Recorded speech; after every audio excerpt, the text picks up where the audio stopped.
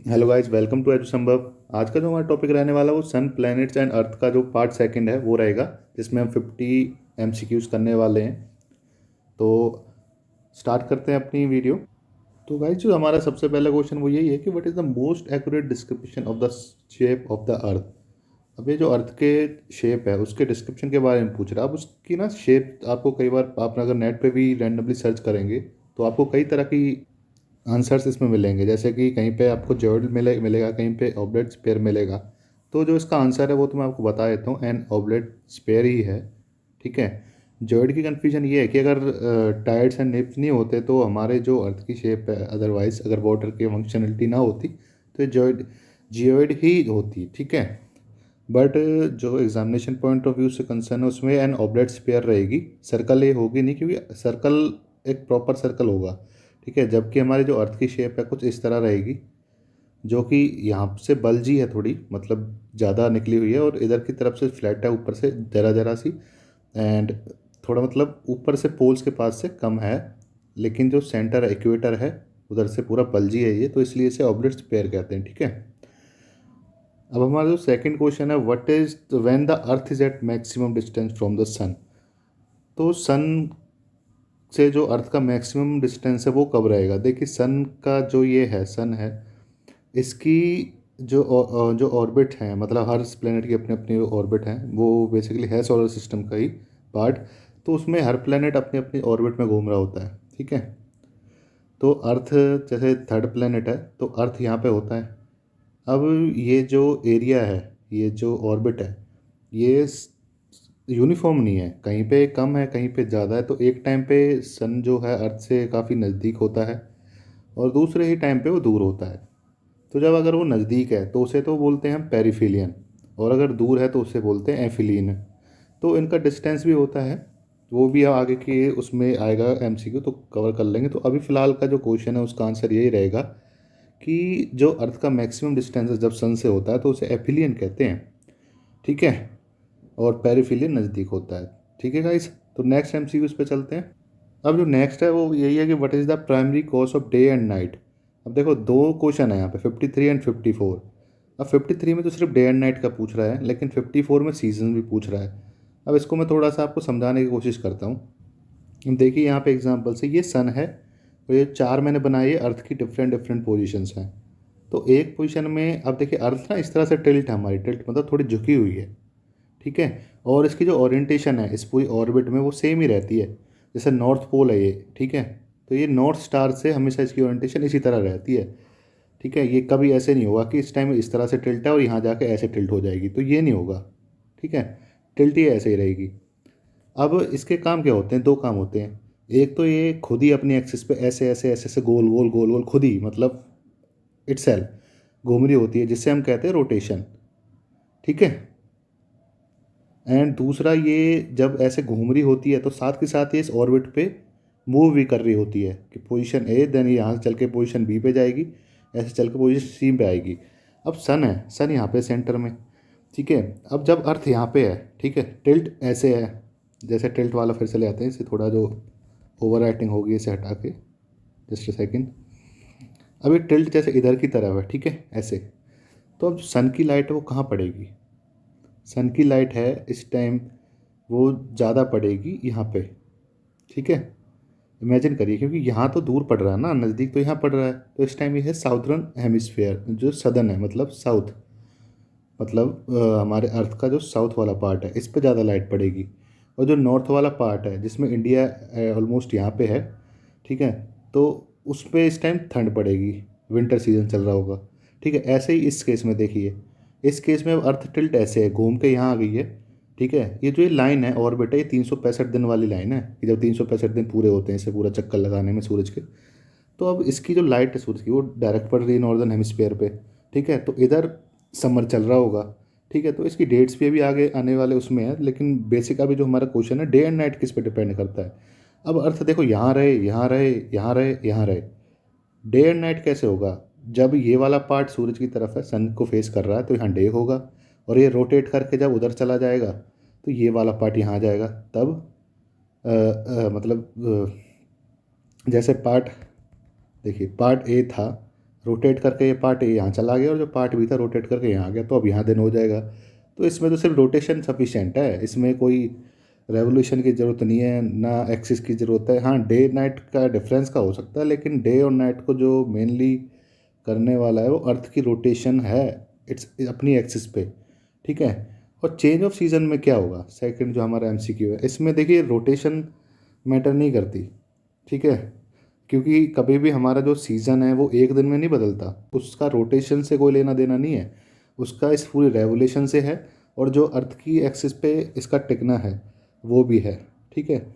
तो अर्थ की revolution and inclination of its axis, क्योंकि जब देखो सीज़न तो तभी हो रहा है, जैसे मैंने आपको पहले बताया था कि अगर ये टिल्ट है, जैसे कि अगर ये टिल्ट है, अर्थ अगर ऐसे टिल्ट है इस तरह से, और इस तरह से ही ये मूव कर रही है, तो यहाँ सन ज़्यादा पड़ रहा है, तो तभी तो यहाँ पे समर आया। अगर ये टिल्ट ही ना होती तो फिर कैसे आता। और दूसरे केस में देख लीजिए, टिल्ट है, खाली टिल्ट होती और ये अगर रिवॉल्व नहीं कर रही होती तो हमेशा सीज़न यही रहता, अगर क्योंकि इसकी स्पेस ही नहीं पड़ता, मतलब सॉरी इसका प्लेस ही चेंज नहीं होता। तो इसलिए इस टाइम उस क्वेश्चन में सॉरी ये आगे बढ़ाने के लिए, इस क्वेश्चन में दोनों ही हो जाएंगे, रेवोल्यूशन जो ऑर्बिट में रिवॉल्व कर रही है एंड इसका एक्सिस पे टिल्ट होना, ठीक है। तो नेक्स्ट क्वेश्चन पे चलते हैं guys. On which planet would one witness sunrise in the west. अब ये एक बड़ा सिंपल सा कॉन्सेप्ट है। देखिए बेसिकली जितने भी प्लैनेट्स हैं सारे रिवॉल्व करते हैं एंटी क्लॉकवाइज, ठीक है। मतलब अगर ऐसे है ऊपर से देख रहे हैं तो क्लॉक हमारी कैसे चलती है, इस तरह से, ऐसे ऐसे ऐसे ऐसे, लेकिन प्लैनेट हमारे जो रिवॉल्व करते हैं एंटी क्लॉकवाइज करते हैं, एक्सेप्ट वीनस। वीनस है जो क्लॉकवाइज रिवॉल्व करेगा, ठीक है। अब वीनस जब क्लॉकवाइज रिवॉल्व कर रहा होता है तो क्या होता है कि अर्थ के केसेस में ईस्ट टू वेस्ट होता है हमेशा, ईस्ट में सन राइज होगा और वेस्ट में सन सेट होगा, ठीक है। और जब सनसेट इस तरह से होता है क्योंकि अर्थ की जो रोटेशन है वो वेस्ट टू ईस्ट है, अर्थ जब रोटेट करती है वो वेस्ट से ईस्ट करती है, इसीलिए जब वेस्ट में कर रही है तो ईस्ट से इसका सन निकल जाता है। वीनस के केस में उल्टा होता है, सिर्फ वीनस ही इसका एक्सेप्शन है, बाकी ये क्वेश्चन और किसी प्लैनेट के रिगार्डिंग आएगा नहीं। तो वीनस को अच्छी तरह क्रैम कर लीजिए, ये बिल्कुल भूलने वाली चीज़ नहीं है। तो गाइस नेक्स्ट क्वेश्चन पे बढ़ते हैं। The latitude is the angular distance of a point on the earth surface with respect to the, देखिए लैटिट्यूड और लॉन्गिट्यूड इसको इस डायग्राम में बड़े अच्छे से समझा रखा है। अब जो लैटिट्यूड है, जैसे कि आप देख पा रहे होंगे, ये वाली जो लाइन होती है, ये हॉरिजॉन्टल लाइन, इसको कहते हैं हम लैटिट्यूड, क्योंकि ये देखिए लेटी भी हुई है एक तरह से, ठीक है। और लॉन्गिट्यूड जैसे, तो ये लॉन्गिट्यूड है और ये लैटिट्यूड है, ठीक है। तो angular distance of point on the earth surface, तो वो यही कह रहा है कि भाई लैटिट्यूड का जो है वो किससे होता है, तो ये इसके लॉन्गिट्यूड तो होता है मेरिडियन से, ठीक है। मेरिडियन इस लाइन को कहते हैं जो ऐसे पार्टीशन कर रही होती है, इमेजिनरी लाइन है ऐसे पूरी गोले पे, और जो इक्वेटर है वो ऐसे इसकी विड्थ मतलब कह सकते हैं हॉरिजॉन्टली इसको सर्कल कर रहा होता है, इमेजिनरी लाइन जो है। तो जो अगर लैटिट्यूड है तो ये इस तरह से होंगे ना लैटिट्यूड, तो ये इसके रिलेशन में होंगे भाई, मेरिडियन के रिलेशन में नहीं होंगे। मेरिडियन के रिलेशन में तो ये हैं ऐसे ऐसे, ठीक है। तो इसका आंसर हो गया इक्वेटर। नेक्स्ट क्वेश्चन पे चलते हैं। On which date is the earth in perihelion. अब आपको मैंने देखो पेरीफिलियन और एफिलियन बताया था, एफिलियन हो गया दूर वाला और पेरीफिलियन हो गया नज़दीक वाला। अब इसके पीछे का कॉन्सेप्ट समझ लेते हैं। देखिए जैसे सन है और एफिलियन जब होता है, मतलब जो अर्थ दूर होती है तो 152 मिलियन किलोमीटर दूर होती है सन से। पेरीफिलियन जब नज़दीक होती है तो 147 होती है। अब इनकी डेट भी दे रखी है, जनवरी में 3 जनवरी को तो नज़दीक होती है और जुलाई में 4 जुलाई को ये अर्थ सन से दूर होती है। तो ये इसकी डेट है। तो इसमें क्या आ जाएगा, पेरीफिलियन नज़दीक कब होगी, जनवरी में होगी, तो सी इसका आंसर हो जाएगा। वहीं अगर इससे एफिलियन पूछ रहा होता तो जुलाई 4 होती। जून 21 और दिसंबर 22 ये अभी इनको इग्नोर करिए, इनका इससे कोई लेना देना नहीं है, ठीक है। ये आगे मैं आपको बता दूंगा इनकी कहाँ रिलेवेंस है। तो आगे बढ़ते हैं गाइस। अब जो द अर्थ इज़ इन एफिलियन, एफिलियन का भी आपको बताया था जुलाई में हो जाएगी, क्योंकि जनवरी 3 में हो गई पेरीफिलियन, तो जुलाई में हो जाएगी एफिलियन। अब नेक्स्ट क्वेश्चन है, sun is vertical over the tropic of Cancer. अब वर्टिकल का मतलब होता है ऐसे इस तरह से स्ट्रेट, ठीक है। और अगर इस तरह से होता तो होता हॉरिजॉन्टल। तो ये आपको पता होना चाहिए कि इस लाइन को वर्टिकल कहते हैं, इसको हॉरिजॉन्टल, एंड आई थिंक आपको पता भी होगा। तो ये कहता है सन भाई ट्रॉपिक ऑफ कैंसर के ऊपर कब होता है वर्टिकली। अब देखो ये जो हमारा ग्लोब है पूरा, ठीक है, अर्थ है जैसे जैसे कि इसमें इक्वेटर आ गया, मेरिडियन आ गया, ठीक है। अब जो ऊपर वाला ये पार्ट है इसको तो हम कहते हैं ट्रॉपिक ऑफ कैंसर, और इसको हम कहते हैं ट्रॉपिक ऑफ कैप्रिकॉन। तो जब ये कैंसर का पूछ रहा है तो इस पे कब होगा, जब जून में, जून 21, देखो जून 21 एंड समर सोलिस्टिस होता है। समर सोलिस्टिस मतलब जिस टाइम ये सन है, ये ऐसे, मतलब अर्थ ये है, ये सन है, तो अर्थ की जो लाइट है इसमें नॉर्दर्न हेमिस्फेयर पे डायरेक्ट पड़ रही होती है, और ये गर्मियों का सीज़न होता है, इसे समर कहते हैं नॉर्दर्न हेमिस्फेयर के लिए, जो ट्रॉपिक ऑफ कैंसर है। तो इसी टाइम पे होगा, ऑब्वियसली सी बात है। जून 21, 21 जून इसकी डेट है, ठीक है गाइस। तो नेक्स्ट क्वेश्चन पे चलते हैं। What is the most important about the Arctic and Antarctic circles. अब आर्कटिक एंड अंटार्कटिक के बारे में आपको बता देता हूँ। जो नॉर्थ पोल पे सर्कल है, मतलब ऊपर की तरफ जो है, इसे हम आर्कटिक कहते हैं, और नीचे वाले को अंटार्कटिका कहते हैं, ठीक है। अब जो आर्कटिक सर्कल है इसमें मेन जैसे कंट्रीज है, डेनमार्क है, Norway, Sweden, Finland, Russia, Canada, Iceland, and जो यूएसए का भी कुछ पार्ट है वो इसी पोर्शन में पड़ता है। तो ये क्वेश्चन यही था कि आर्कटिक एंड अंटार्कटिक सर्कल के क्या मतलब इंपॉर्टेंट है। अब देखिए नीचे अंटार्कटिक हो गया, ये आर्कटिक हो गया। अब सन वाली बात मैंने आपको पहले भी बताई थी, ठीक है। अगर ये अर्थ इधर की तरफ टिल्ट है तो एक मूवमेंट ऐसा भी होगा जिस टाइम अब यहाँ पे ज़्यादा लाइट पड़ रही है, ठीक है। अब देखिए ये जो एरिया है ये रोटेट जब होगा छिप जाएगा, लेकिन ये जो एरियाज़ हैं ये वाले, जिनका जो एक तरह से फ्लैट है और इन पर फ्लैटली लाइट पड़ रही है, तो यहाँ पे जो डे एंड नाइट का टाइम है वो नॉर्मल नहीं रहेगा, मतलब वो 12-12 या 13-12 इस तरह से नहीं रहेगा। कई बार तो क्या होता है कि इवन सनसेट ही नहीं होता पूरे दिन, ऐसा भी सीन आ जाता है इसमें ना। तो यही क्वेश्चन है कि इनमें इसके ऑप्शंस देखते हैं। Within this circle only can the days and nights be longer than 24 hours, ठीक है, कि जो डे एंड नाइट है वो 24 आवर्स को भी क्रॉस कर जाते हैं, ठीक है। तो यही इसका आंसर है कि कई बार दिन, अगर देखिए इस पे तो लाइट आ ही नहीं रही, इस पे तो पूरा दिन लाइट नहीं आएगी जो नॉर्थन में इस टाइम, और ये जो आर्कटिक है, आर्कटिक, और जो एंटार्क्टिका है उस पर फुल लाइट है इस टाइम, क्योंकि सन की जो लाइट डायरेक्ट पड़ रही है, क्योंकि अर्थ हमारी टिल्ट है। तो इस टाइम क्या हो रहा है कि जो ये वाला पार्ट है इस पर बिल्कुल डायरेक्ट सनलाइट आ रही है, तो इस ये तो यहाँ पे तो सन सेट ही नहीं होगा पूरे पूरे 24-24 घंटे के लिए, जब तक अर्थ की पोजीशन सही नहीं हो जाएगी, मतलब वो इस ऑर्बिट में ऐसी जगह नहीं आ जाएगी कि ये थोड़ा जो एरिया है ये इससे दूर हो जाए, तब तक सन सेट ही नहीं होगा इसमें। तो ये इसकी इम्पोर्टेंस है, बाकी और कोई इसमें मेजर पार्ट है नहीं। तो आगे बढ़ते हैं। What is the true about equinox. अब इक्विनिक्स देखिए, इस पिक्चर को देखिए, इसमें तो बहुत क्लियरली इक्विनिक्स के बारे में दे रखा है कि एक है वर्नल इक्विनिक्स, एक है ऑटम इक्विनिक्स। ये कुछ नहीं है, देखिए इधर तो जैसे ये टिल्ट कम दिखा रखा है इसमें अर्थ को, इधर टिल्टिंग इसकी कम है, ठीक है। लेकिन जो ये इक्विनिक्स में आती है ना, तो ये टिल्ट नहीं रहती, मतलब एक ऐसी पोजीशन में आ जाती है इस ऑर्बिट पे घूमते घूमते, जो मैं आपको तब से बता रहा हूँ कि अब डे भी 12 घंटे का होगा और नाइट भी 12 घंटे की होगी, कोई इसमें चेंज नहीं होगा, ठीक है। तो यही इक्विनिक्स है। एक होता है ऑटम, जैसे हम ऑटम ब्रेक के बारे में आपने सुना होगा। एक होता है स्प्रिंग। अब स्प्रिंग आता है मार्च में, और ये ऑटम आता है सितंबर में। अब ये तो आपने जैसे आपके स्कूल कॉलेज की छुट्टियां पड़ दी होंगी तब भी आपने याद करा होगा कि ऑटम ब्रेक लग गया भाई, अब स्प्रिंग चल गई हैं तो पत्ते झड़ेंगे। तो इस तरह की जो बातें हैं, आई थिंक इससे आप रिलेवेंट कर सकते हैं। मैंने इनकी डेट दे रखी है कि पहले जैसे मैंने आपको बताया था कि नॉर्दर्न हेमिस्फीयर में अगर सन डायरेक्ट पड़ रहा है इस टाइम, ठीक है, तो ये टिल्ट देखिए गलत दे रखी है पहली बात ना। आप इस टाइम आप इसमें से बस इक्विनिक्स को ही समझिए, 12 घंटे और 12 का जो मतलब इक्वल डे एंड नाइट होता है, तो उसी को आप समझिए, ठीक है। तो जो सन है इस टाइम इक्वेटर पे होगा, मतलब यहाँ बीच में बिल्कुल डायरेक्ट पड़ेगा, डायरेक्ट होगा इसके ऊपर, डायरेक्ट इस पे लाइट जाएगी, ना तो ये ऐसे जैसे यहाँ पे हो रहा था ना पहले, साउदर्न में जा रही है, इसमें नदर्न में जा रही है, ये नहीं होगा। इसमें डायरेक्ट लाइट इक्वेटर पे जाएगी, जो सेंटर ऑफ ग्लोब है यहाँ पे सीधी लाइट पड़ेगी सन की, तो इसलिए डे नाइट बराबर हो जाएंगे। नेक्स्ट क्वेश्चन पे चलते हैं। How much is the mass of the moon when compare with that of अर्थ। कि जो मून का मास है, मतलब वेट नहीं पूछ रहा है, मास पूछ रहा है, साइज़ नहीं पूछ रहा है, मास पूछ रहा है। तो ये कन्फ्यूज़न बिल्कुल नहीं रखनी है कि ये अगर मास पूछा है तो वेट समझ के इस पर कभी भी आंसरिंग मत कर देना। और ना ही साइज समझ के आंसरिंग कर देना। तो मास पूछा है, बिल्कुल मास पे रखना है। और जो मून का मास है, मून एज कंपेरेटिवली बहुत लाइटर बॉडी है और उसका जो मास है 181 ऑफ अर्थ है। ठीक है, तो आगे बढ़ते हैं नेक्स्ट क्वेश्चन पे। How much of the total surface area of moon is never visible from earth. देखो ये बड़ा इंटरेस्टिंग क्वेश्चन है। एक तो ना इसका डायरेक्ट आंसर तो 41% ही रहेगा, लेकिन कैसे?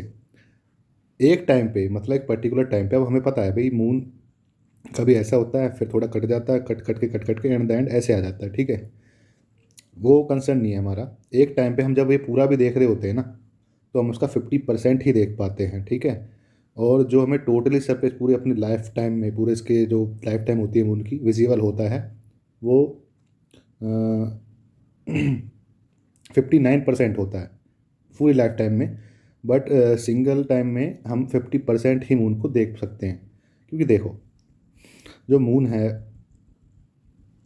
अगर वो हमें दिख रहा है एक तरफ से एक पर्टिकुलर टाइम पे, जिस टाइम फुल मून डे है, तो उसका 50% ही दिखेगा, जिस पे सन की लाइट आ रही है और अर्थ देख पा रही है उसे। ठीक है, अदरवाइज नहीं दिखेगा। तो 41% को हम कभी नहीं देख पाएंगे, चाहे आप किसी भी पोल पे चले जाओ, इक्वेटर पे चले जाओ, ठीक है, कहीं जाके बैठ जाओ, ऑस्ट्रेलिया अमेरिका कहीं भी, आप देख नहीं पाओगे। तो 41% बिल्कुल अपने माइंड में हमेशा के लिए सेट कर लो। नेक्स्ट क्वेश्चन पे चलते हैं भाई। ये पूछ रहा कि the average distance between the moon and the earth. अब मून एंड अर्थ का डिस्टेंस ये कई क्वेश्चन में आ जाता है। एसएससी वगैरह का तो बड़ा फेवरेट क्वेश्चन है ये, एसएससी या कोई क्लरिकल एग्जाम जो होते हैं। तो ये मैं पहले वीडियो में भी डिस्कस कर चुका हूँ, लेकिन टीम ने इस वीडियो में भी डाल दिया। तो 384,000 किलोमीटर इसका आंसर रहेगा। ठीक है, मतलब अर्थ एंड मून का जो डिस्टेंस है, मून उसकी सैटेलाइट अर्थ की, तो यहाँ तक अगर आपने जाना है तो इतना किलोमीटर डिस्टेंस आपको ट्रेवल करना पड़ेगा। अब इसी के साथ सन का डिस्टेंस पूछ लिया अर्थ से, उसका बी आंसर है 150 रहेगा इसका, 150 मिलियन। ठीक है, तो देखो अब ये तो मैं आपको याद तो करवा नहीं सकता, मतलब बार बार बता के आप ये वीडियो देखेंगे हो जाएगा, स्क्रीनशॉट रख लिए तो भी हो जाएगा। लेकिन इसमें कुछ एक्सप्लेन करने का नहीं है कि मैं 150 मिलियन क्यों है, कैसे ये एक्सप्लेन करूँ। तो ये आपको याद ही करना पड़ेगा। ठीक है, अब नेक्स्ट क्वेश्चन है कि Greenwich mean time is 5.5 hours ahead, 12 hours ahead, 4.5 hours ahead, oh sorry behind, या फिर 5.5 आवर्स बिहाइंड। आपके पास फ़ोन होगा, ठीक है, अपने फ़ोन के ना आप एक बार टाइम को देखिए, जहाँ से आप टाइम सेट करते हैं, तो आपको वहीं पे समझ आ जाएगा। जो इंडिया का टाइम है, जो कोलकाता में है, जिस अपना हम टाइम लाइन जिसको हम मानते हैं, वो +5.5 होती है। ठीक है, तो +5.5 क्यों होती है? जो IST है, ये IST मतलब इंडियन स्टैंडर्ड टाइम। ठीक है, ये अगर आप देखिए अपना मोबाइल खोलेंगे, मैं सबसे अच्छा एग्जांपल ये देता हूँ, तो हमेशा वो 5.5 +5.5 होता है। ठीक है, और वो कोलकाता में होता है, जो हमारा टाइम का मेजरमेंट जहाँ से माना जाता है। तो जो ग्रीन विच है, इसका कितना होगा? अब ग्रीन विच क्यों उठा लिया भाई आपने, और कहीं का पूछा नहीं, ग्रीन विच का पूछ लिया? क्योंकि जो इंटरनेशनल एक्सेप्टेंस है उसके अकॉर्डिंग एक लंदन का विलेज है ग्रीन विच। जैसे अगर ये ग्लोब है हमारा पूरा, तो हम इस लाइन से टाइम को स्टार्ट करते हैं, इमेजिनरी लाइन है हमारी उसमें। तो ये जो होता है, ये होता है 0। इसके बाद जो दूसरी लाइन है वो किसी और कंट्री में होगी, वहाँ पे प्लस होगा 1। ठीक है, फिर होगी उसमें +2 होगा। तो इस तरह से इंडिया का जो है +5.5 है। अब जब अर्थ रोटेट कर रही होती है, ठीक है, तो सन की लाइट से ही तो हम डिटरमाइन करते हैं ना कि कब सुबह हो रही है, कब रात हो रही है। तो जब ग्रीनविच पे पहली लाइट पड़ती है, उसी को हम, मतलब सबसे पहली लाइट जब पड़ती है, इसको हम 0 स्टार्ट कर देते हैं, और उसके बाद जैसे जैसे लाइन, इमेजिनरी लाइन हम सोचते जाते हैं, वो बढ़ती चली जाती है। तो ग्रीनविच और इंडिया का जो डिफरेंस है 5.5 आवर का है। ठीक है, नेक्स्ट क्वेश्चन पे चलते हैं। What is the unit of measurement of distance between celestial body, celestial body sorry, celestial body क्या है? ये जो स्पेस में है, ये सोलर सिस्टम के अंदर है, जैसे सन, मून, प्लैनेट्स, इनकी क्या है कि किस डिस्टेंस से हम इनको मेज़र करते हैं? तो आपने देखा होगा इतने लाइट ईयर आगे, इतना वो ईयर है। तो किलो, देखो कर तो हम किसी से सकते हैं, किलोमीटर से भी हो जाएगा, लेकिन एक टाइम के आगे किलोमीटर, करोड़, ठीक है, बिलियन, ट्रिलियन, इतना आगे पहुंच जाएगा कि काउंटिंग करना ऑलमोस्ट इस डिस्टेंस को फिजिबल नहीं रहेगा। तो किलोमीटर में नहीं होगा, नॉटिकल माइल नहीं होगा, स्टैच्यू माइल नहीं होगा, लाइट ईयर से हो जाएगा। यही यूनिट है जो उससे हम इन सेलेस्टियल बॉडीज़ का डिफरेंस करते हैं। अब लाइट ईयर होता क्या है? देखिए आपने सुना होगा कि सन की जो लाइट है वो अर्थ तक पहुंचने में 8 मिनट लगाती है, 8 मिनट कुछ सेकंड, ठीक है। 8.26 होता है, आई थिंक 8.26 समथिंग, बट मैं श्योर नहीं हूँ, तो इसे अभी क्रैम मत करना कि 8.26 बता दिया है। तो ये इतना टाइम लगाती है। अब सन से अर्थ का भी तो कोई डिस्टेंस होगा, ठीक है। तो ये इतना डिस्टेंस इतनी देर में कवर कर लेती है, 8 पॉइंट समथिंग जो भी है।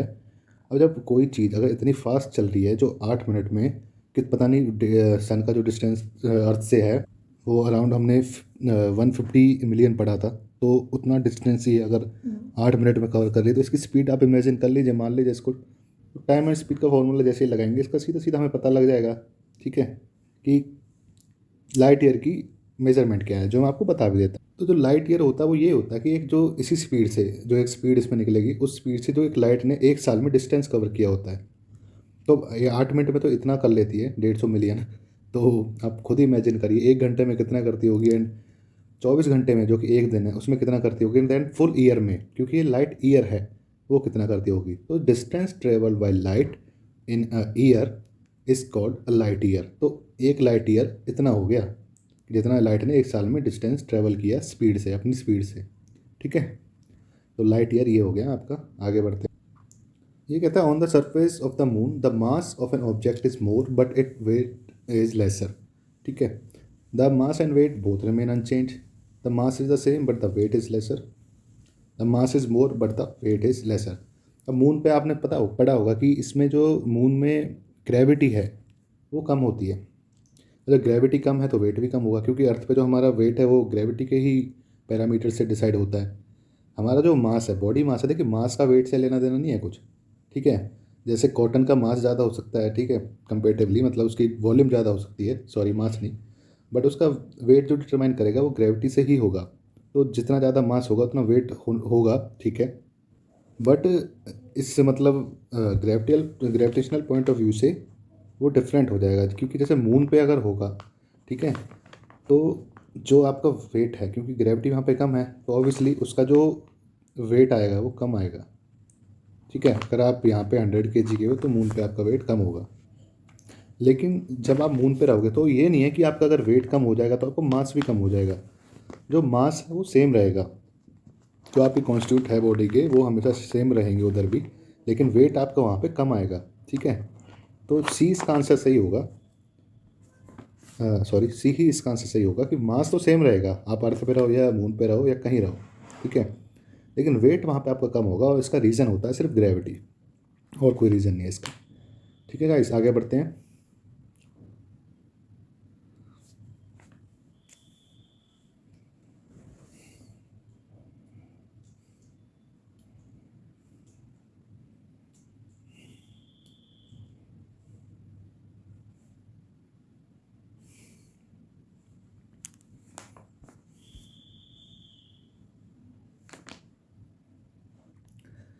तो सी तो गलत हो ही गया, क्योंकि the orbit of asteroid lies between orbit of Jupiter and sun, ऐसा है नहीं, ये मार्स और जुपिटर की ऑर्बिट के बीच में लाई करती है, जो इनकी बेल्ट है ना, तो ये गलत हो जाता है। एंड जो सेकंड है, most of the asteroids are small but some have diameter as large as 1000 kilometre, ये बिल्कुल सही है। जो एस्ट्रॉइड है वो पत्थर जितना छोटा भी हो सकता है, लेकिन ऐसे प्लेनेट जितना बड़ा भी हो सकता है। अब ये ऐसी बॉडीज़ होती हैं हमारे सोलर सिस्टम में जो प्लेनेट तो बन नहीं पाई हैं, सो ये उसी ऑर्बिट में रिवॉल्व करे जा रही हैं, ठीक है। तो asteroids are rocky debris of varying size orbiting the sun. अब सन को ऑर्बिट तो करती हैं ये, जैसे अर्थ सन को ऑर्बिट कर रही है ऐसे ये कर रही होती हैं, तो ये तो सही हो जाएगा इसका, ठीक है। तो 1 और 2 इसका आंसर सही होगा, 3 इसका गलत हो जाएगा, क्योंकि 3 में ऑर्बिट ही गलत बता रहा है, जुपिटर और सैटर्न के बीच में लाई नहीं करती।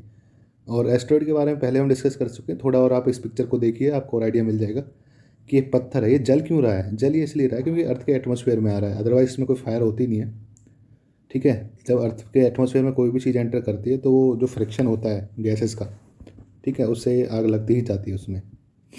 तो नेक्स्ट क्वेश्चन पे चलते हैं guys. Which of the following statement is correct with reference to our solar system. ये कहता है the earth is the densest of all planets in our solar system. Densest मतलब जो डेंसिटी है अर्थ की वो बहुत सबसे मतलब हाई है अपने पूरे सोलर सिस्टम में। सेकंड है the predominant element in the composition of earth is silicon. And C है the sun contains 75% of mass of the solar system and D है the diameter of sun is 190 times that of earth. तो जो सन का diameter है वो 190 times नहीं है, ये गलत हो जाएगा। एंड जो सन है वो 75% of mass of solar system को करता है, ये भी गलत हो जाएगा। क्योंकि देखिए सन का जो मास होगा, पहले तो उस पर आ जाते हैं, वो 190 नहीं होगा, वो 109 होगा। 109 टाइम होता है ये, ठीक है। और जो इसका मास है सन का, वो 75% नहीं है भाई, वो 99.8% है। सन का ही जो मास है पूरे सोलर सिस्टम में वो 99.8% है। और 101 मतलब 109 टाइम्स ये अर्थ के डायमीटर से बड़ा होता है, ठीक है। और जो predominant element in the composition of earth is silicon. अब आपने फेमस, तो प्रीडोमिनेंट जो एलिमेंट है वो सिलिकॉन नहीं होगा। सिलिकॉन है मतलब देखा जाए तो, बट वो इसमें सबसे जो ऊपर होता है वो ऑक्सीजन होती है। देखिए आप इसमें खुद ही देख पा रहे होंगे टेबल में, ठीक है। 46% है ऑक्सीजन जो पूरे अर्थ का मास है, और 27% है सिलिकॉन, ठीक है। तो इसमें ये गलत जा रहा है। जैसे आपने पढ़ा होगा कि अर्थ की जो लेयर्स हैं, जैसे एक लेयर होती है SiAl सिलिकॉन एल्यूमिनियम, दूसरी होती है SiMa, ठीक है, सिलिकॉन मैग्नीशियम, एंड तीसरी होती है NiFe। ये केमिकल इनके जो मतलब केमिकल नेम है उनका साइन है ये। जैसे Ni में इसमें निकल हो जाएगा, और Fe मतलब आयरन होता है। तो आपने अगर केमिस्ट्री पढ़ी तो आप इसको ढंग से समझ पाएंगे, ठीक है। तो ये अर्थ की लेयर होती हैं। अब जो सबसे टॉप मोस्ट लेयर है वो SiAl होती है, सिलिकॉन एल्यूमिनियम की जो ऊपर वाली लेयर है। ये 550 टू 300 किलोमीटर के अराउंड होती है, ठीक है। मतलब डिफरेंट डिफरेंट जगह पे अर्थ के उसमें अलग अलग जगह पे अलग अलग हो सकती है, कहीं पे 50, कहीं पे 100, कहीं पे 300 तक भी। जो Si मतलब सिलिकॉन एंड मैग्नीशियम है, ये 3000 किलोमीटर तक चले जाती है, ठीक है। और उसके बाद जो नीचे है निकल एंड आयरन, सिर्फ दो ही चीज़ों की ये जो अर्थ की लेयर है, जो 2900 किलोमीटर से आगे का जो भी एरिया है उसमें ये वाली लेयर होती है, ठीक है। तो ये 3 लेयर होती है, ये पूरा अर्थ का कॉम्पोजिशन होता है, कोर से लेके जो भी है, ठीक है, लिथोस्फेयर तक। तो अब इसका ये भी गलत हो जाएगा, सिलिकॉन नहीं होती भाई, ऑक्सीजन होती है। तीनों गलत हो गए हैं। तो earth is the densest of all planets in our solar system, ये सही हो जाएगा। नेक्स्ट क्वेश्चन पे चलते हैं, क्योंकि अर्थ डेंसेस्ट ही है। बाकी सारे प्लैनेट हैं, किसी का मास ज़्यादा हो सकता है, ठीक है, किसी का एरिया ज़्यादा हो सकता है, लेकिन मोस्टली देखिए अर्थ जो है 5th लार्जेस्ट प्लैनेट है। अब जो पहले 4 हैं उनसे तो बड़ी है ही, लेकिन और जो बाकी के 5 हैं वो गैसियस प्लैनेट हैं। तो गैस और सॉलिड में अगर आप देखेंगे तो डेंसिटी जो होती है डेंस, वो हमेशा सॉलिड की ज़्यादा होती है। तो ऑब्वियसली सी बात है अर्थ का इसमें डेंस प्लैनेट होना नॉर्मल है, ठीक है। तो नेक्स्ट क्वेश्चन पे चलते हैं। ये अब थोड़े से ट्रिकी क्वेश्चंस आ गए हैं। एक क्वेश्चन में कई सारे आंसर्स वाले क्वेश्चन हैं, जैसे कि देखिए इस लिस्ट में मैच करना है आपको कि smallest planet of the solar system, इसमें कोड पे बाद में जाएंगे, पहले इसको पढ़ लेते हैं। Then largest planet of solar system, planet second from the sun in solar system, planet nearest to the sun. अब ये तो हमने पढ़े थे पिछले लेक्चर में कि इस तरह से इनका होता है कि ये सन है, then Mercury, Venus, Earth, Mars, Jupiter, Saturn, Uranus and Neptune, ठीक है। My very efficient mother just of nuts, ये मैंने आपको बताया थी कि इस ट्रिक से आप इसे याद करिए। तो पहला क्वेश्चन, स्मॉलेस्ट कौन सा है? जो जुपिटर है वो तो सबसे बड़ा है, तो ये हो नहीं सकता। वीनस स्मॉलेस्ट बिल्कुल ही नहीं है इसमें, क्योंकि मरकरी जो है सबसे स्मॉलेस्ट प्लेनेट में आता है, ठीक है। सैटर्न भी स्मॉलेस्ट नहीं है, क्योंकि ये जो गैसेस प्लेनेट है ये तो हमारे सारे प्लेनेट से बड़े वैसे ही हैं, इन जो इनर्ट प्लेनेट्स हैं उनसे, ठीक है। तो पहले का तो यही हो जाएगा Mercury, no doubt. Largest planet में जुपिटर होगा, तो ये 3 में मिल जाएगा। Planet second from the sun in solar system, Mercury, Venus, ये हो जाएगा, तो इसमें वीनस पे जाएंगे। And planet nearest to the sun, sorry, तो जो planet nearest to the sun है वो भी मरकरी ही हो जाएगा। नेक्स्ट क्वेश्चन पे चलते हैं, आपको इसके आंसर मिल ही चुके हैं।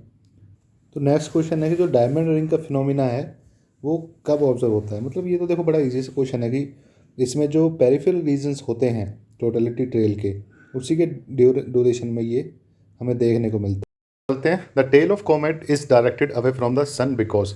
अब ये कह रहा कि जो कॉमेट है उसकी जो टेल होती है वो सन से सन से अवे होती है। मतलब अगर कॉमेट अप्रोच कर रहा है तो उसकी टेल डिफरेंट डायरेक्शन में होगी। अभी टेल और कॉमेट क्या है इसका आपको एक पिक्चर दिखा के समझाता हूँ। इस पिक्चर में आप देख पा रहे होंगे जो ये है ये कॉमेट है, ठीक है। अब ये एक बॉडी है, ये आइस और डस्ट से बनी होती है बेसिकली। जैसे आप इसको एक एज ए स्टोन समझ लीजिए, बड़ा स्टोन समझ लीजिए, और जो कि आइस और डस्ट और गैसेस का बना हुआ है। अब ये अब जा कहाँ रहा है, ये सन की तरफ जा रहा है। ये जैसे हमारे प्लैनेट चक्कर काट रहे होते हैं सन का, ऐसे ही काट रहे होते हैं ये भी एक ऑर्बिट में। बट कई बार जब ये अपनी डायरेक्शन से डाइवर्ट होते हैं तो सन की तरफ जाने लगते हैं। जब जा रहा होता है तो ये देखिए सन की तरफ जा रहा है ये। तो इसकी जो टेल है, ये पूंछ कहते हैं ना, जैसे ये पूंछ बन रही है। अब ये कह रहा है कि ये सन से अवे क्यों डायरेक्ट है। अब नॉर्मल सी बात है, अगर कोई बॉडी ऐसे अप्रोच कर रही है तो गैस जो पोर्शन रहेगा वो तो पीछे रहेगा। बट एक एग्जांपल आपको बताता हूँ, अगर सन यहाँ है, ये यहाँ से आ रहा है, तब भी इसकी टेल यहाँ रहती है। और जब ये यहाँ से जाने के बाद ऐसे जाता है, ठीक है, जब इस टाइम आ रहा है तो ऑब्वियसली पीछे रहेगी। लेकिन जब यहाँ से जाएगा ना, इधर से निकल के, मतलब सन को टच नहीं करेगा, अगर वे से जाएगा, तो अगर ये इस डायरेक्शन में भी जा रहा है तो भी इसकी टेल यहाँ रहेगी, मुंह यहाँ रहेगा।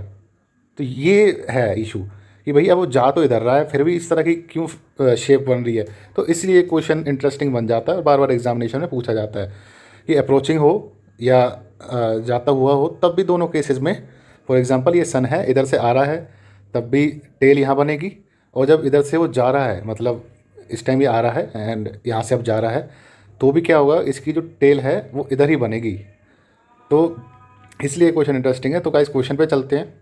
तो जो इधर ऑप्शन दिए हुए हैं कि the comet rotates around the sun, ठीक है, the lighter mass of comet is pushed away due to the centrifugal force. अब सेंट्रीफ्यूगल फोर्स क्या है, ये आउटवर्ड फोर्स होती है कि अगर कोई चीज़, जैसे ये सर्कल है, इसमें अगर कोई ऑब्जेक्ट घूम रहा है, ठीक है, इस ऑर्बिट में, तो ऐसे बाहर की तरफ निकलेगा, ठीक है। तो यहीं पे एक एग्जांपल दिया गया, जैसे सन है, इसकी ऑर्बिट में अगर ये कॉमेट यहाँ पे ट्रेवल कर रहा है ऐसे, ठीक है, तो इसको क्या होना चाहिए, अगर ये सन के पास जा रहा है तो इसका जो हैवी मास है वो यहाँ रहेगा और जो लाइटर मास है वो उस तरह से निकल जाएगा, ठीक है। सेंट्रीफ्यूगल फोर्स ये होती है। और सेंट्रीपिटल जो फोर्स होती है उसके बिल्कुल ऑपोजिट होती है, वो इनवर्ट फोर्स होती है, ठीक है, पुलिंग फोर्स होती है। तो ये है इसका मतलब। तो इसमें ठीक है, ये एक रोल इसका होता है, लेकिन जो मेन रोल है वो ये नहीं है, ठीक है। अब सेकंड ऑप्शन है the comet rotates, the lighter mass of the comet is attracted by some star situated in the direction of it tails. ये नहीं है, कोई स्टार से इसका कोई लेना देना नहीं है, ठीक है। टेल वन फॉर्मेशन में कोई लेना देना नहीं है, ठीक है। The radiation emitted by sun exerts a radial pressure on the comet throwing its tail away from the sun. हाँ, ये ठीक है, क्योंकि सन की ना एक सोलर वाइंड होती है, एक रेडिएशन सन हमेशा एग्जर्ट करता रहता है दूर भगाने के लिए चीज़ को। तो अब ये देखिए, एग्जांपल लीजिए कि यहाँ पे सन है, ठीक है, इसकी ऑर्बिट में एक कोई कॉमेट ट्रेवल कर रहा है और अब वो सन के पास आ रहा है। जब वो पास आ रहा है तो उसकी शेप देखो इस तरह से होगी, ये कॉमेट है एग्जांपल गोल गोल, और जब ये इधर की तरफ अप्रोच करेगा तो ऐसे इसकी टेल बनती चली जाएगी। टेल जो बनेगी, जो इसके लाइटर मास होगा, यहाँ तो कोर है, न्यूक्लियस है, लेकिन जो लाइटर मास है, जो गैस और वो है, जो सन कॉमेट होता है, आईसी बॉडी होती है, आइस जैसा होता है कुछ, इसमें अमोनिया, कार्बन, कई सारी गैसेस होती हैं। तो जब सन के पास आता है ये मेल्ट होने लगता है, ठीक है, जैसे जैसे नियर आएगा सन के मेल्ट होने लगेगा। जब मेल्ट होगा तो जो लाइटर बॉडी रहेंगी वो पीछे रह जाएंगी। एक तो यहाँ पे सन की फोर्स आ रही है इनको पीछे भगाने के लिए, जो लाइटर बॉडीज़ हैं, तो इसलिए। अब एग्जांपल करिए कि ये तो चलो सन आ गया, ये तो हो गया। अब अगर वो आने के बाद हो सकता है ऐसे जाएगा भी, तो यहाँ आया है, अब यहाँ से निकलेगा एक पाथ से, तो जब यहाँ से निकलेगा तब भी सेम पोजीशन ही होती है कि कॉमेट यहाँ रह जाता है और टेल यहाँ बन जाती है, क्योंकि सन अब इस पर फोकस कर रहा है, इस पर फोर्स कर रहा है, जो लाइटर बॉडीज है वो पिघल के फिर आगे की तरफ टेल बन रही है, ठीक है। तो ये इसका है आंसर, आपको बता दिया है, सी इसका आंसर रहेगा कि प्रेशर सन एग्जर्ट करता है इसलिए ऐसा होता है। तो नेक्स्ट क्वेश्चन पे चलते हैं। Consider the following two statement, one level as assertion and the other as reason. कि असर्शन क्या होता है कि कोई रीज़न होता है, उसके बाद जो उसका रिजल्टेंट होता है कि एजर्शन होता है, वो एजर्ट करना होता है। तो इस तरह के स्टेटमेंट में क्या होता है कि दो स्टेटमेंट दे रखी होती हैं, एक आंसर मतलब एजर्शन होता है और दूसरा रीज़न होता है। अब या तो दोनों सही हो सकते हैं, रीज़न भी सही है, आंसर भी सही है, और जो रीज़न है वो ए का मतलब ए जो एजर्शन है उसका रीज़न है, ठीक है, जो आर है। और दूसरा केस ये हो सकता है कि दोनों गलत हैं, तीसरा हो सकता है कि एक सही है और एक गलत है। तो इस तरह से देखते हैं इस क्वेश्चन को। ये कहता है कि the same face of the moon is always presented to earth. ये स्टेटमेंट सही है कि हमेशा एक ही फेस हम देखते हैं, जो हम 50 9% जो मून का हम देख पाते हैं, एक टाइम में 50%, तो सेम ही होता है, उसी को फेस को देखते हैं। कभी ऐसा नहीं होता कि एक टाइम हम ये वाला फेस देख रहे हैं, दूसरी टाइम दूसरा वाला, ठीक है। तो ये कहता था moon rotates about its own axis in days which is about the same that time to orbit the earth. तो जब मून अपनी एक्सिस पे रोटेट कर रहा होता है ना, ऐसे मतलब रोटेट कर रहा होता है यूं गोल गोल अपना खुद ही, तो इतना ही वो जब अर्थ की जो ऑर्बिट है, जैसे अर्थ की ऑर्बिट सपोज करिए ये अर्थ की ऑर्बिट है, अर्थ और मून का ही है, यहाँ पे ये मून है, ये जो सेकंड मैंने बी बनाया है मून है। तो ये जब ये ऑर्बिट कर रहा होता है अर्थ को, और जितना ये रोटेट करता है सेम टाइम लेता है, तो इसलिए जो इसका आंसर रहेगा वो ये रहेगा, both A and R are true and R is correct explanation of A. कि जो आर बोल रहा है, रीज़न बोल रहा है, वो ए की करेक्ट एक्सप्लेनेशन है।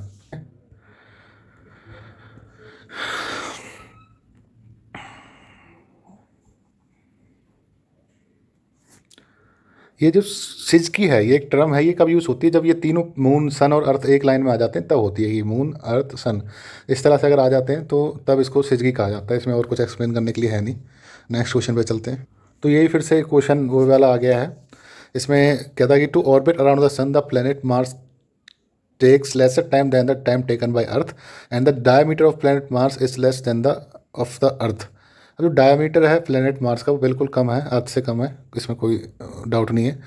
तो जो ऑर्बिट अराउंड, ये कहता है कि जो ऑर्बिट इसका पीरियड होता है, जैसे हमारा 365 डेज़ का होता है, तो ये कहता है कि मार्स को कम टाइम लगता है अर्थ का, मतलब वो सॉरी सन को ऑर्बिट करने में। तो क्या ऐसा ही? तो इसमें ये बिल्कुल गलत हो जाएगा, क्योंकि जो प्लेनेट मार्स है वो ज़्यादा टाइम लेता है, बट डायमीटर जो मार्स का है वो अर्थ से कम है। तो इसमें डी आंसर इसका हो जाएगा, ए फॉल्स है, और रीज़न जो आर है वो सही है।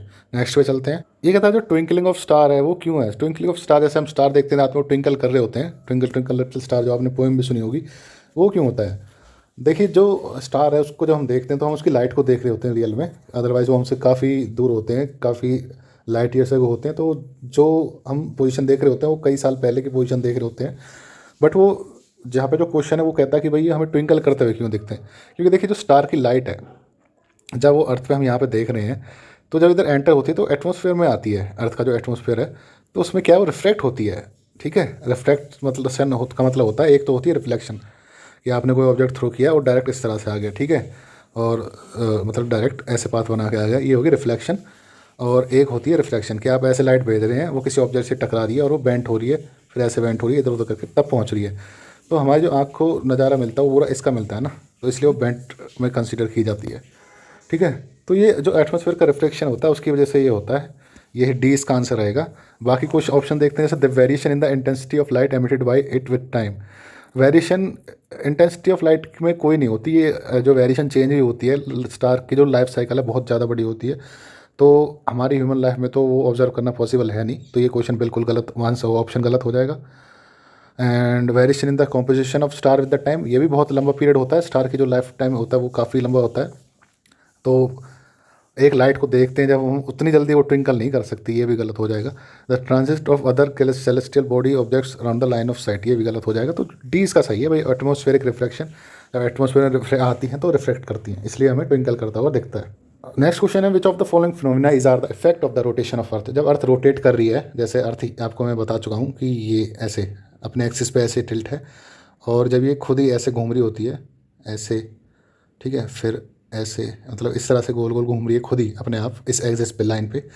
तो ये कहता है कि इसका फिनोमिना क्या है, apparent movement of sun moon and the stars. ठीक है, जब अर्थ घूम रही होती है तभी हमें जो ये, जैसे सन यहाँ पे है, अगर अर्थ घूम रही है इस टाइम ऑस्ट्रेलिया को फेस कर रही है, बाद में इंडिया को करेगी, तो ये डे नाइट जो चेंज होते हैं ये इसी से होते हैं। सही है।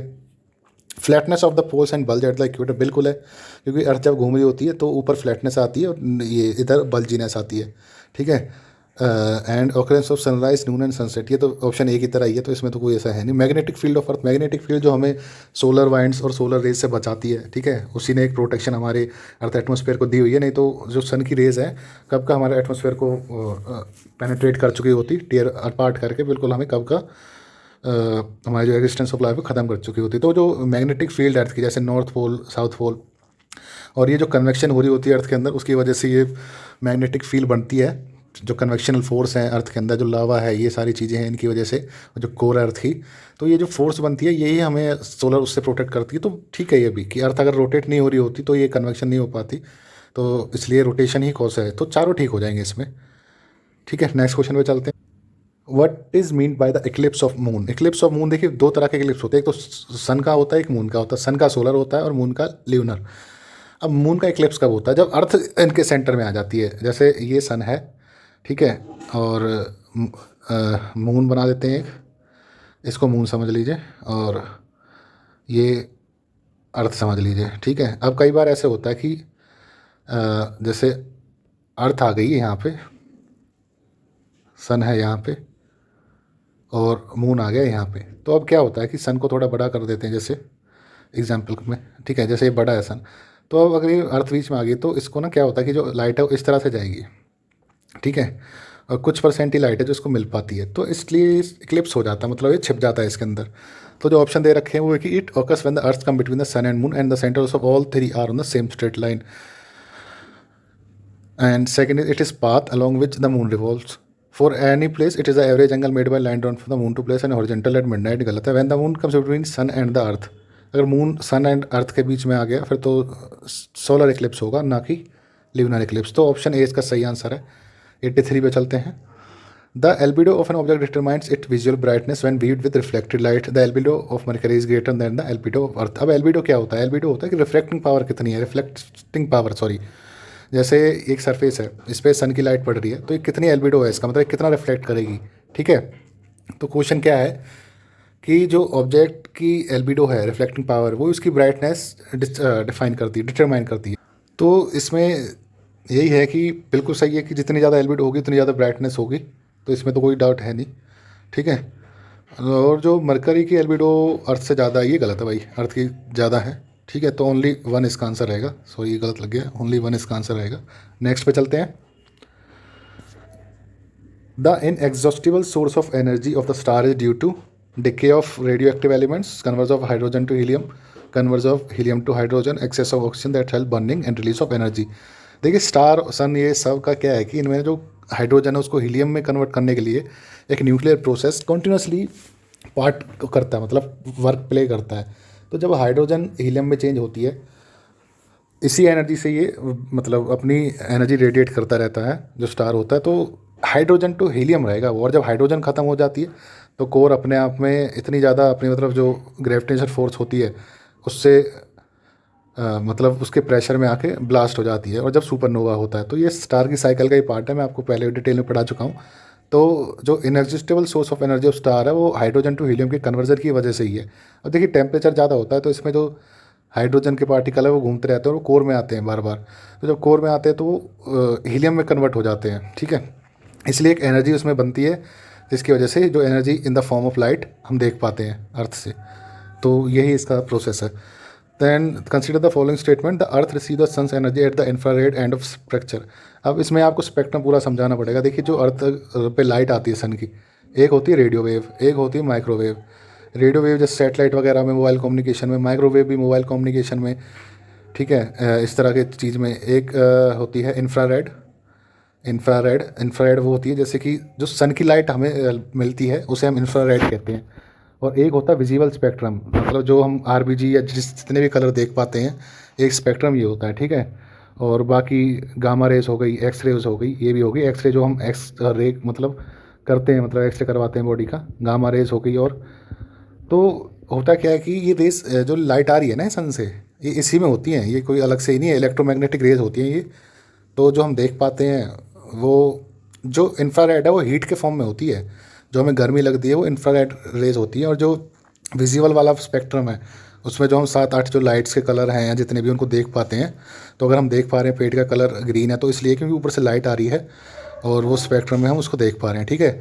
तो ये विजिबल होती है हमारे। और जो इंफ्रारेड है ये विजिबल नहीं होती, ये जो लाइट गर्मी हमें लगती है हीटर वगैरह किसी से भी, ये हमें विजिबल नहीं होती, ये in the form of electromagnetic wave के रूप में हमें मिलती है। तो ये है इस वेव का जो प्रोसेस है। अब ये कहता है कि जो earth receives the sun's energy at the infrared end of spectrum, ये गलत है। इस ऑलमोस्ट सारे ही स्पेक्ट्रम मिल जाते हैं अर्थ को, ठीक है। तो इंफ्रारेड के फॉर्म में भी होती है मोस्टली, बट सारे मिल जाते हैं, तो ये गलत हो जाएगा। The earth reradiates the sun heat as ultraviolet energy, ये भी गलत हो जाएगा, ठीक है। तो इसका क्या, नाइदर वन नॉर टू। अब नेक्स्ट क्वेश्चन पे चलते हैं। Consider the following statement regarding asteroid and comet. ये तो हम एस्ट्रॉयड एंड कॉमेट्स तो बहुत उससे पढ़ ही चुके हैं कि एस्ट्रॉयड जो होते हैं जुपिटर और मार्स की बीच में जो बेल्ट है उसमें होते हैं, ये पत्थर होते हैं बड़े बड़े जो प्लैनेट बन नहीं पाए हैं। कॉमेट कुइपर बेल्ट में होते हैं जो नेपच्यून की भी उसके बाद एक आउट क्लाउड होता है और एक क्यूपियर बेल्ट होती है जिसमें ये बर्फ़ के टुकड़े होते हैं काइंड ऑफ, जिनमें गैसेस भी होती हैं और एलिमेंट्स भी होते हैं, तो ये होते हैं। ठीक है जी। अब ये क्वेश्चन पूछ रहा है कि asteroids are small rocky planet. ठीक है, बिल्कुल रॉकी होते हैं। प्लैनेट्स मतलब जो प्लैनेट नहीं बन पाए बट प्लैनेट जैसे ही हैं, तो रॉकी होते हैं। और कॉमेट हाँ फ्रोजन गैसेज होती है, आइसी होती हैं, तब ये सन के पास आती है तो मेल्ट होने लगती हैं। ठीक है, and together held by rocky and metallic material. ठीक है, asteroid are form between the orbits of Jupiter Mars while comets are form between Venus and Mercury. ये गलत हो जाएगा भाई, वीनस एंड मरकरी के बीच में नहीं मिलते। हाँ, एस्ट्रॉइड मिलते हैं जुपिटर और मार्स में, लेकिन ये वीनस और मरकरी में नहीं मिलेंगे कॉमेट्स। कॉमेट्स मिलेंगे जो नेपट्यून लास्ट प्लैनेट है उसके बाद भी एक कुइपर बेल्ट होती है उसमें होते हैं मोस्टली, मतलब मिल कहीं भी सकते हैं लेकिन इनकी बेल्ट वहीं पे होती है। ठीक है, तो comet show a perceptible growing tail why asteroid do not. ठीक है, कॉमेट तो करते ही हैं, टेल अभी दिखाया भी था आपको, एस्ट्रॉइड की कोई टेल नहीं बनती। ठीक है, ये देखिए एग्जाम्पल में यहाँ पे कॉमेट की तो टेल बन रही है लेकिन एस्ट्रॉइड की कोई टेल नहीं बनती है, धुआं छोड़ रहा है लेकिन वो टेल नहीं है। ठीक है, तो नेक्स्ट क्वेश्चन पे चलते हैं। द ब्लू मून फिनोमिना होकर जब एक महीने में 2 बार फुल मून देखने को मिल जाए ना भाई, वही ब्लू मून होता है। तो कहते हैं ना once in a blue moon, तो एक साल में 2 साल में कई सालों में ये प्रोसेस देखने को मिलता है, ये बार बार ओकर नहीं होता। तो ये इसका आंसर है, इसमें और कुछ एक्सप्लेन करने के लिए है नहीं। Consider the following statement one level assertion. ये ठीक है, आपको पता है एजर्शन होती है, एक रीजन होता है। तो कहता है comet revolve around the sun only in long elliptical orbit. Elliptical orbit क्या होती है? एक तो होती है सर्कल, एक होती है इस तरह एलिप्टिकल थोड़ी। ठीक है, मतलब एक अनएक्सपेंडेड सर्कल कह सकते हैं इसे, तो ये होती है। अब ये कहता है कि जो कॉमेट है वो इस तरह की ऑर्बिट में होता है, बिल्कुल सही है। Comet develops a tail when it gets close to the sun, बिल्कुल सही है भाई, दोनों सही है इसमें तो। ठीक है, बट ये आर करेक्ट एक्सप्लेनेशन ऑफ ये ऐसा कोई ज़रूरी नहीं है, डिफरेंट डिफरेंट वो हैं, मतलब इंडिपेंडेंटली सही हैं ए, तो बोथ ए ना true but R is not correct explanation of A. इस तरह से इसका आंसर होगा क्योंकि इंडिपेंडेंट आंसर है, इनका एक दूसरे से रिलेशन नहीं है। नेक्स्ट क्वेश्चन है the eclipse of sun occurs when the moon comes between the sun and earth. Eclipse of sun कब होगा भाई? देख, सन ये रहा, ठीक है, और अर्थ यहाँ पे है और हमारे जो मून है वो यहाँ पे आ जाएगा। ठीक है, तो जब इस तरह का सीन होगा तब इसे इक्लिप्स कहते हैं और न्यू मून में होता है ये। ठीक है, न्यू मून मतलब जो नया मून आता है उसमें। तो when the moons come between the sun and earth, इसका राइट आंसर आएगा। Consider the following statement the earth is nearest to the sun on about January 3, earth is fastest from the sun on about July 4। दोनों सही हैं क्योंकि ये जो जनवरी 3 है ये तो होता है पेरिफिलियन, जब 147 मिलियन दूर रह जाता है, 147 मिलियन किलोमीटर्स अवे रह जाता है सन अर्थ से, इसे कहते हैं पेरिफिलियन। और ये जुलाई 4 को होता है एफिलियन, मतलब जब अर्थ से 152 किलोमीटर मिलियन दूर रह जाता है सन। ठीक है, तो ये दो हैं, इसमें और कुछ समझाने का है नहीं, पहले क्वेश्चन में इसके बारे में एक्सप्लेनेशन दे चुका हूँ। तो नेक्स्ट क्वेश्चन पे बढ़ते हैं। ये रहा मैच द फॉलोइंग, मतलब वही है कि एक 2 लिस्ट है उनमें मैच करना है। तो मार्स क्या है? मार्स की ये सैटेलाइट पूछिए इनकी ना, एक एक प्लैनेट्स है और उनकी सैटेलाइट है। तो मार्स की पूछिए, जुपिटर की पूछिए, सैटर्न की पूछिए एंड यूरेनस की पूछिए। अब इसके लिए तो जैसे मार्स की डेमोस हो जाएगी, जुपिटर की यूरोपा हो जाएगी, सैटर्न की टैटिस एंड यूरेनस की टाइटेनिया। तो बी इसका आंसर हो जाएगा। नेक्स्ट क्वेश्चन पे बढ़ते हैं। ये स्टेटमेंट्स दी हुई हैं, इसमें से बताना सही कौन सी है और गलत कौन सी है। The nearest large galaxy of Milky Way. Milky Way कौन सी है भाई? मिल्की वे हमारी अपनी गैलेक्सी है, तो इसकी जो नियरेस्ट है वो एंड्रोमेडा गैलेक्सी है। ठीक है, सही है ये। Sun nearest known star is red dwarf star called Proxima Centauri, ये भी सही है, जो 4.3 लाइट ईयर्स अवे है, ये भी सही है बिल्कुल। तो दोनों ही सही है इसमें। नेक्स्ट क्वेश्चन पे चलते हैं। Consider the following 2 statements one level as, ये एजर्शन है एंड दूसरा रीजन है, आपको पता ही है। तो the planet Neptune appear blue in colour. अब नेपच्यून का कलर ब्लू होता है, बिल्कुल सही बात है। ये होता है क्योंकि जो मिथेन गैस होती है ना भाई, ये एटमोसफेयर ऑफ नेपच्यून में होती है। ये क्या करती है, जो सन की रेड लाइट होती है उसे तो कर लेती है एब्जॉर्ब, सॉरी उसे तो कर देती है रिफ्लेक्ट, बट जो सॉरी रेड लाइट को रिफ्लेक्ट कर देती है, रिफ्लेक्ट बैक कर देती है सन की, और जो ब्लू लाइट होती है उसे ऑब्जर्व कर लेती है, एब्जॉर्व कर लेती है मिथेन गैस जो होती है। तो इसलिए हमें थोड़ा ब्लूइश नज़र आता है। ठीक है, तो ठीक है, A and R true and R is correct explanation of A. Next पे चलते हैं। ये कहता है since Venus is seen in the east in morning and west in the evening it is called morning star as evening star. बिल्कुल सही है, Venus ही है जो इवनिंग एंड मॉर्निंग दोनों स्टार है। Earth looks blue when seen from the space due to the presence of large amount of water. बिल्कुल जी, बिल्कुल, सिर्फ अर्थ में वाटर है इसलिए ये ब्लू प्लैनेट कहा जाता है। तो ये दोनों सही हैं। कंसीडर द फॉलोइंग स्टेटमेंट, वही आ गया, Venus is the brightest object in the sky after sunset. बिल्कुल, जो हमारा सोलर सिस्टम है उससे सन के बाद अगर कोई ब्राइटेस्ट थिंग है सन एंड मून के बाद, तो जैसे सन है, मून है, देन वीनस है। ठीक है, तो आफ्टर सनसेट्स ये मून भी होता है, तो वीनस नहीं है इसका, ये गलत हो जाएगा। Venus is the second planet from the sun in our solar system, Mercury Venus, ये सही है। ठीक है, तो A is false but R is true, इसका आंसर हो जाएगा। नेक्स्ट क्वेश्चन पे चलते हैं। Our solar system is located in the Orion arm of Milky Way galaxy about 2/3 of the way of the out of centre. ये सही है कि जो ओरियन आर्म है मिल्की वे का, जो आज तक स्टडीज है उसमें यही पाया कि हम ओरियन आर्म में हैं, जो कि 2/3 आउटसाइड है, मतलब सेंटर से, जैसे सेंटर है मिल्की वेव का, तो अबाउट 2/3 इसके आउटसाइड की साइड में हमारा जो पोजीशन है। एंड जो सोलर सिस्टम है, सेकंड स्टेटमेंट है, जो solar system form from an interstellar cloud of dust and gas और nebula about 4.6 million above aliens years ago. ये ठीक है, तो दोनों सही है इसमें। ये क्वेश्चन है, according to nova hypothesis solar planets are formed because of explosion of supernova. Star because supernova in that state when it has lack of hydrogen element.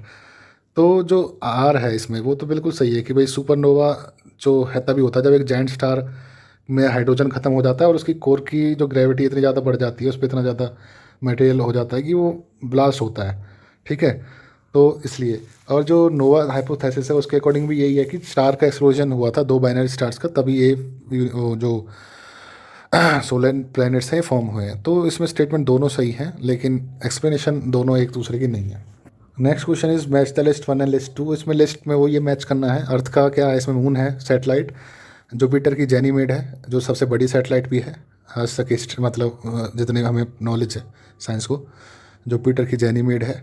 And Saturn की टाइटन है। टाइटन एक बहुत important satellite है क्योंकि इस पर अर्थ जैसा atmosphere है, इसमें रेन भी होती है, नदियाँ भी हैं, तो इस तरह की चीज़ें हैं, डेल्टास भी हैं। हाँ, वो यहाँ मिथेन की हैं, वो अलग चीज़ है। इंडिया में सॉरी वर्ल्ड में जो अर्थ है उस पर हाइड्रोजन के होते हैं। ठीक है, तो नेपच्यून की ट्रिटन हो जाएगी। तो नेक्स्ट क्वेश्चन पे चलते हैं गाइस। ये पूछ रहा है कि लिस्ट 2 लिस्ट है, इसमें से मैच करिए इनको। प्लैनेट, तो यूरेनस एक प्लैनेट है, ठीक है, और सैटेलाइट मून एक सैटेलाइट है। कॉमेट, हेली कॉमेट बहुत फेमस कॉमेट है, ये भी आपने पता होगा। आर्टिफिशियल सैटेलाइट मैरिनर एक आर्टिफिशियल सैटेलाइट है यूएसए की, जो 70s में भेजी गई थी, जिसने कई सारे फर्स्ट डिस्कवर किए थे, जैसे कि डिस्टेंस हो गए या फिर जो भी नियर बाई हमारे जो प्लैनेट्स हैं वीनस एंड मार्स, उनके एटमॉस्फेयर के बारे में। तो ये इसका करेक्ट आंसर हो जाएगा। ये कहता है कि only 2 planets Venus and Uranus revolve around the sun from east to west. ये इससे पहले वाले MCU में मिस्टेक हुई थी, जिसमें मैंने आपको एग्जैक्टली ये बोल दिया था कि ओनली वीनस है जो क्लॉकवाइज रोटेट करता है, बट ये वीनस एंड यूरेनस दोनों हैं, ये दोनों ही क्लॉकवाइज रोटेट करते हैं। तो इसमें ईस्ट टू वेस्ट नहीं होता सनराइज, वेस्ट टू ईस्ट होता है, अनलाइक सन अर्थ। ठीक है, एंड जो सेकंड है while other planets revolve around the sun from west to east anti clockwise, दोनों सही हैं ये। ठीक है, तो हमारे 100 क्वेश्चन यहाँ पे कंप्लीट होते हैं गाइस। अगर आपको वीडियो अच्छी लगी हो तो प्लीज़ इसको लाइक करना, शेयर करना, और आपको कुछ डाउट्स अगर रह गए हैं या फिर कुछ भी आपके इश्यूज़ रहे हैं इस पूरी वीडियो को लेके, तो आप मुझे कमेंट कर सकते हैं या फिर हमें मेल भी कर सकते हैं हमारे मेल पे ajusambhav@gmail.com पर। ठीक है, तो प्लीज़ इस वीडियो को ज़्यादा से ज़्यादा शेयर करें ताकि ये वो लोगों की भी हेल्प कर सके, और इसके जो और पार्ट्स हैं वो भी इसी तरह से डिस्क्रिप्टिव वे में आएंगे, और ज्योग्राफी का जो डिटेल्ड लेसन्स हैं उसकी भी वीडियो जल्दी आने वाले हैं। तो thank you for your time, have a nice day, thanks for watching this video.